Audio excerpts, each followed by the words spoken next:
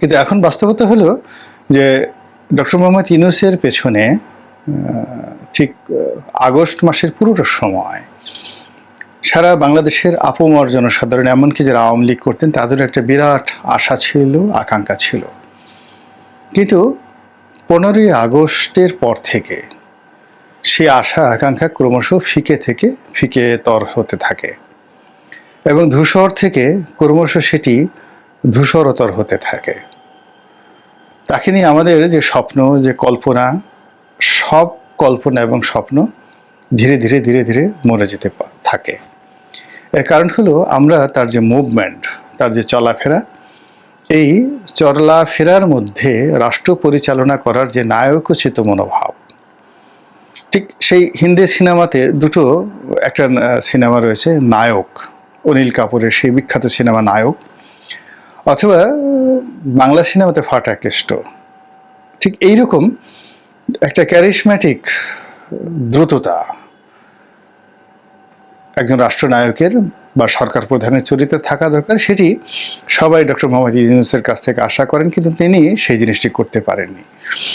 তিনি যেভাবে আমেরিকাতে গিয়ে বিল ক্লিন্টনের সঙ্গে প্রাণবন্ততা দেখাতে পারেন, যেভাবে জো বাইডেনের সঙ্গে ছবিতে পোজ দিতে পারেন, যেভাবে জাতিসংঘে গিয়ে ভাষণ দিতে পারেন, কিংবা ঢাকা এয়ারপোর্টে ছুটে গিয়ে যেভাবে আনোয়ার ইব্রাহিম সাহেব, মানে মালয়েশিয়ার প্রধানমন্ত্রী, তাকে অভ্যর্থনা জানাতে পারেন, তার সঙ্গে প্রাণবন্ত তিনি সময় কাটাতে পারেন, এবং তার চেহারার মধ্যে যেভাবে উজ্জ্বলতা ফুটে ওঠে, যে স্মার্টনেস আমরা দেখতে পাই। কেন একই ধরনের স্মার্টনেস আমরা মির্জা ফখরুলের সঙ্গে বৈঠক করার সময় দেখি না? একই রকমের স্মার্টনেস আমরা কেন জামাতের আমিরের সঙ্গে বৈঠকে আমরা দেখতে পাই না? কিংবা তিনি যখন তার উপদেষ্টা মণ্ডলীদের সঙ্গে বৈঠকে বসেন, কেন তার মধ্যে প্রাণবন্ততা থাকে না? কেন তিনি হাসি খুশি থাকেন না? কেন তার কণ্ঠে লালিত্য থাকে না, দৃঢ়তা থাকে না? এই বিষয়গুলো আমাদেরকে ভাবিয়ে তুলেছে। ইতিমধ্যে আমরা দেখেছি যে তিনি বেশ কিছু বক্তব্য দিয়েছেন যাকে পুরো জাতিকে হতাশ করেছে। তিনি বঙ্গবন্ধু নিয়ে, 32 নম্বর নিয়ে, মুক্তিযুদ্ধ নিয়ে যে সকল কথা বলেছেন, শেখ হাসিনাকে আনা, বিচার করা, এগুলো নিয়ে যে কথাগুলো বলেছেন, কোনো কথাই রাজনৈতিক হয়নি, আশা জাগা নিয়ে হয়নি, বরং যথেষ্ট বিতর্ক তৈরি করেছে।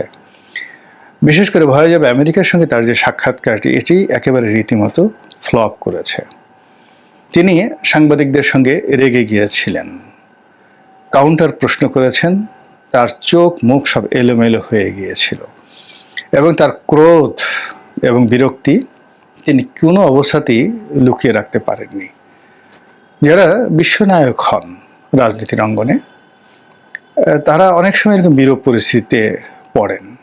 নেলসন ম্যান্ডেলা যখন দক্ষিণ আফ্রিকা থেকে আমেরিকাতে এলেন, তখন আমেরিকার সাংবাদিকরা তাকে জিজ্ঞাসা করেছিলেন যে সারা দুনিয়া যাদেরকে সন্ত্রাসী মনে করে, যেমন ধরুন কিউবা, যেমন ধরুন ইয়াসির আরাফাত, যেমন ধরুন ইসলামীর অন্য সংগঠনগুলো, লিবিয়ার গাদ্দাফি, এদের সঙ্গে কেন তার এত বন্ধুত্ব?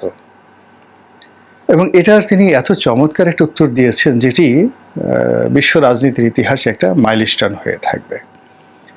চমৎকার, অসাধারণ একটি বক্তব্য দিয়েছিলেন। তিনি বলেছিলেন যে পশ্চিমাদের একটা প্রধান সমস্যা, তারা সবসময় মনে করে যে তাদের বন্ধু আপনার বন্ধু হওয়া উচিত এবং তাদের শত্রু আপনার শত্রু হওয়া উচিত। কিন্তু দক্ষিণ আফ্রিকা বা আমরা এটা মনে করি না।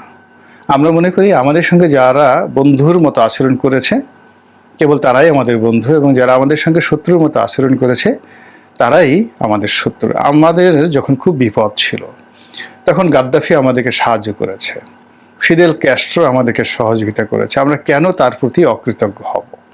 তো এরকম অসাধারণ তার যে বাগ্মিতা, প্রত্যুৎপন্ন মতিত্ব, পুরো যাকার যিনি নিউজ প্রেজেন্টার ছিলেন তাকে ভ্যাবাচাকা খাইয়ে দিয়েছে। একইভাবে মোহাম্মদ আলী কেলে, তারও অসাধারণ কতগুলো টেলিভিশন সাক্ষাৎকার রয়েছে।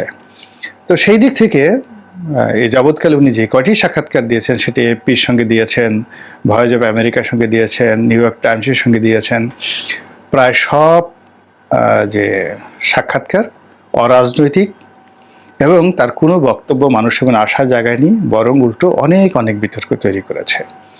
তো উনি তো বিশ্ব মিডিয়াকে মোকাবেলা করা মানুষ। বিশ্বের তাবৎ মিডিয়াতে তিনি নিজেকে যেভাবে মহাপুরুষ হিসেবে প্রতিষ্ঠা করেছেন, সেটা তার আপন গুণাবলীর কারণে হোক কিংবা আপন কৌশলের কারণে হোক, সেটি মিডিয়াগুলো স্বতঃস্ফূর্তভাবে হয়তো করেছে অথবা তিনি সেটি অ্যারেঞ্জ করেছেন, হোয়াট এভার মেবি, কিন্তু তিনি বিশ্ব মিডিয়ার একজন আলোচিত ব্যক্তিত্ব। মিডিয়াতে কি করে কথা বলতে হয়, কিভাবে মিডিয়া ম্যানেজ করতে হয়, কিভাবে অডিয়েন্সকে নিজের পক্ষে রাখতে হয়, এটি সম্ভবত ডক্টর মোহাম্মদ ইউনূসের চাইতে এই মুহূর্তে বাংলাদেশের দ্বিতীয় কোনো ব্যক্তি নেই যে বড়াই করে বলতে পারে আমি ডক্টর ইউনূসের চাইতে ভালো জানি।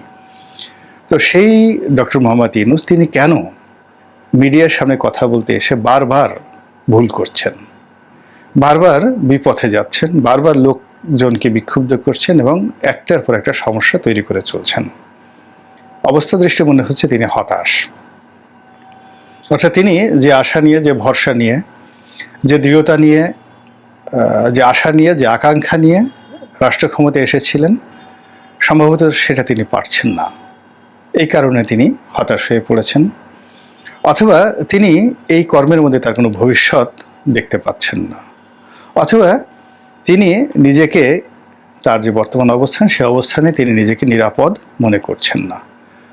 এবং এই অবস্থা যখন